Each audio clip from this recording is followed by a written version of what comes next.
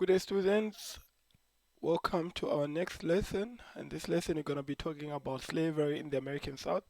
In the previous lesson, we were talking about uh, slavery before the arrival of the Europeans. So basically, during the period of Britain, the Industrial Revolution, it just began. Large new textile factories were being built. There was a huge demand for tobacco and other raw materials, which could not be grown in Britain and with Britain's unsuitable climate. America was a British colony during this time. The southern states of North America had suitable climate and soil for farmers to establish huge plantations of cotton, tobacco, rice, and sugar cane. So, the key concept that you're going to learn here are what endangered servants, people who work on contract for a period of time, labor intensive, means many workers are required to get a job done, plantations are large farms that grow crops, auctioned. Right. So summary. Reason for using slave labor. Native Americans that lived off the land, they had all the resources that they needed, so they could not be forced into labor on the plantation. They moved further west as Europeans took over more land.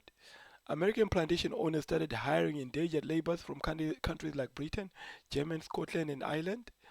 Plantation owners became unhappy with the system because there was not enough laborers, and many who became skilled left their plantations.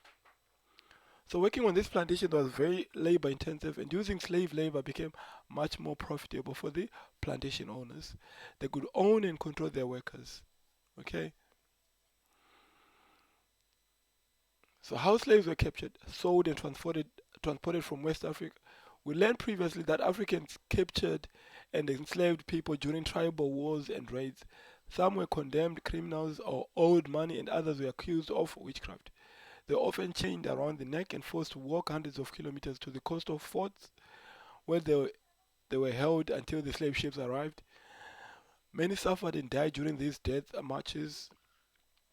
An eyewitness account by Reverend Robert Walsh. There were 336 males and 226 females. They had been traveling for 17 days. 55 had been thrown overboard.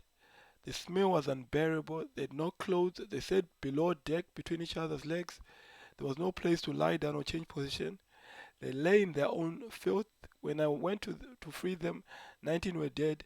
Some had nails in their brains. Some were foaming off the mouth. Some could not walk. Others jumped overboard.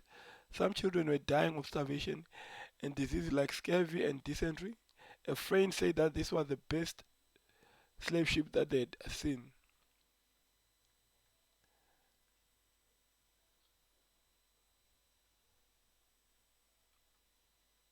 Right, we've come to the end of the lesson.